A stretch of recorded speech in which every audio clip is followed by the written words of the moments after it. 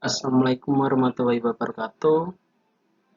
Di sini ada tugas review materi. Saya akan mempresentasikan yaitu ada layar, client server, master slave, tipe filter, dan broker. Sebelumnya perkenalkan, nama saya Ahmad Sukron dengan NIM 2110304107173. Mapel PAPL, kelas Teknik Informatika A1. Apa sih layar?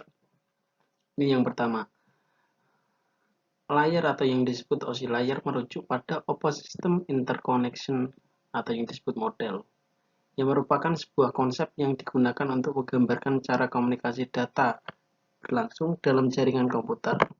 Model OSI terdiri dari 7 lapisan, yang masing-masing memiliki fungsi spesifik dalam proses komunikasi data. Setiap lapisan bertanggung jawab untuk melakukan tugas tertentu dalam mentransmisikan data dari suatu node ke node lain dalam jaringan.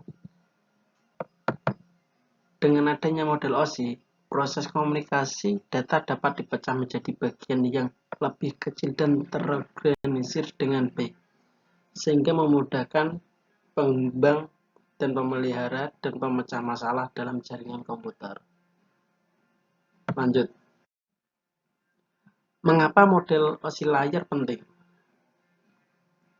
Yang pertama, menjadi standar internasional.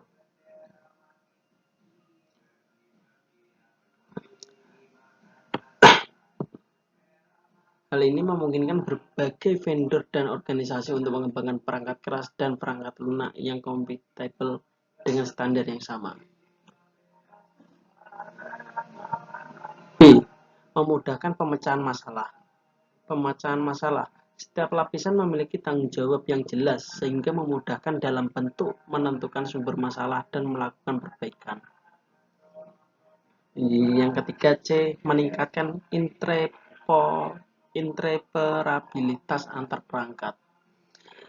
Hal ini memungkinkan terciptanya jaringan yang terdiri dari perangkat dari berbagai produsen tanpa mengalami hambatan kompatibel.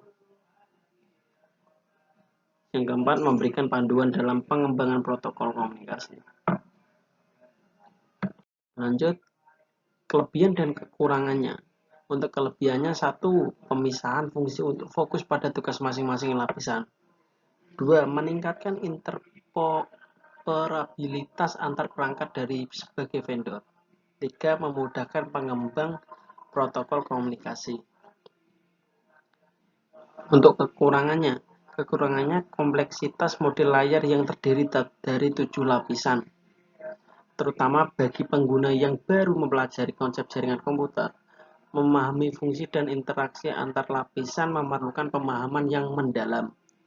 Hal ini dapat mempengaruhi kinerja jaringan dalam beberapa kasus. Untuk yang kedua itu potensial penambahan overhead pada proses komunikasi data. Untuk yang ketiga, ketergantungan antar lapisan yang dapat menyulitkan masalah. Lanjut, apa sih client server? Kalau yang belum tahu, client server adalah sebuah sistem yang melakukan fungsi dari klien dan server untuk mempromosikan pertukaran informasi di antara keduanya. Dalam model ini, klien merupakan pihak yang meminta layanan, sedangkan server merupakan pihak yang menyediakan layanan. Sistem klien server memungkinkan banyak pengguna untuk mengakses basis data yang sama secara bersamaan, di mana basis data tersebut akan menyimpan banyak informasi. Dengan demikian, klien server menginginkan komunikasi antar klien dan server membagi tugas dalam meningkatkan kinerja sistem secara keseluruhan. Contohnya itu dalam sistem ATM. Mesin ATM bertindak sebagai server yang menyediakan layanan kepada klien atau yang disebut nasabah bank yang meminta layanan seperti penarikan uang atau transfer dana. Terus nasabah bank menggunakan kartu ATM dan PIN sebagai klien untuk berinteraksi dengan server atau yang disebut mesin ATM. Untuk melakukan transaksi perbankan dengan adanya klien server, model dalam sistem ATM, proses transaksi keuangan dapat dilakukan dengan efisien dan aman. Lanjut, untuk kelebihan dan kekurangannya.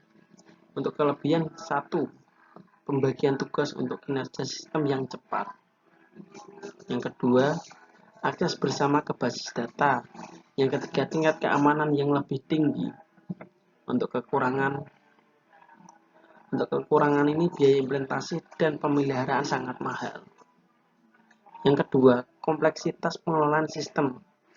Itu adalah memerlukan keahlian khusus untuk mengelola dan memelihara sistem client server. Untuk yang ketiga, ketergantungan pada server untuk akses layanan. Contohnya jika server mengalami masalah, kalian tidak dapat mengakses layanan yang diperlukan. Lanjut, apa sih master slave? Nah, untuk yang belum tahu, master slave adalah model komunikasi untuk perangkat keras di mana satu perangkat memiliki kontrol searah atas satu atau lebih perangkat.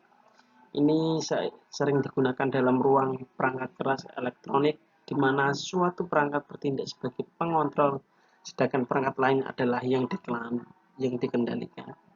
Singkatnya gini, satu adalah tuan dan yang lainnya adalah budak yang harus dikendalikan oleh tuannya. Dan ini contoh gambarnya, dan ini cara kerjanya. Salah satunya mengontrol komunikasi antara slave dalam sistem master slave. Master mengirimkan instruksi ke slave. Slave menunggu instruksi dari master dan melakukan tugas sesuai dengan instruksi tersebut.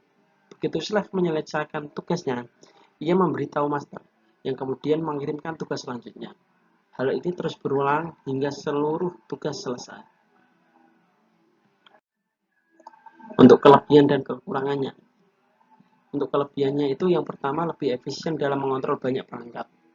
Yang kedua, memberikan kemampuan untuk mengendalikan banyak perangkat secara bersamaan. Yang ketiga, memberikan kemampuan untuk mengontrol perangkat dan dari jarak jauh. Yang keempat, memungkinkan perangkat untuk mengirimkan dan menerima data yang mudah. Yang kelima, membantu dalam otomatisasi industri dan proses produksi. Itu untuk kelebihannya. Untuk kekurangannya, yang pertama, sangat bergantung pada koneksi jaringan, sehingga jika koneksi terputus, sistem tidak dapat berfungsi sebagaimana mestinya. Itu yang pertama. Yang kedua, sangat berisiko terhadap serangan siber dan keamanan data.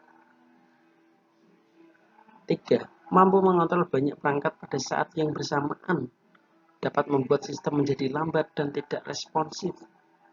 Keempat, sangat bergantung pada koneksi jaringan, sehingga jika koneksi terputus, sistem tidak dapat berfungsi sebagaimana mestinya. Yang kelima, sangat berisiko terhadap serangan siber dan keamanan data. Yang keenam, mampu mengontrol banyak perangkat pada saat yang bersamaan, dapat membuat sistem menjadi lambat dan tidak relevan. Ini sama dengan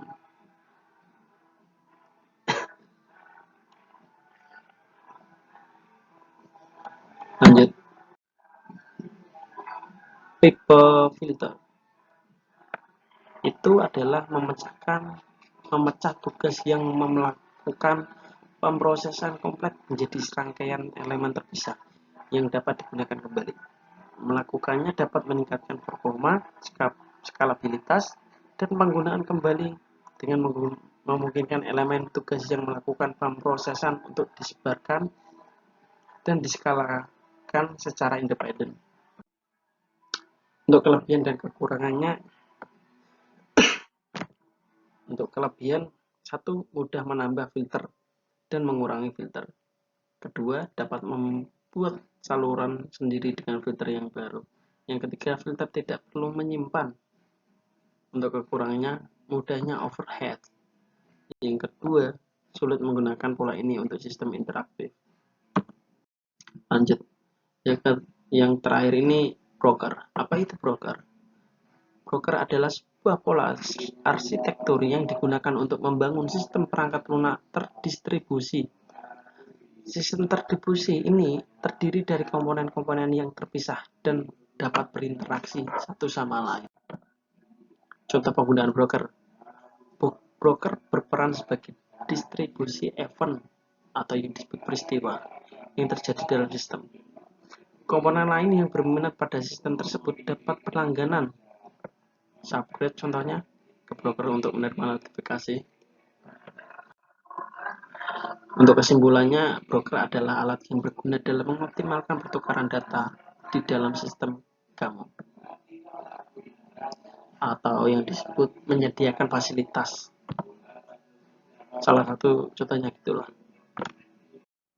Ini referensi yang saya cari dari ini yang pertama, yang kedua, dan sampai yang terakhir. Terima kasih.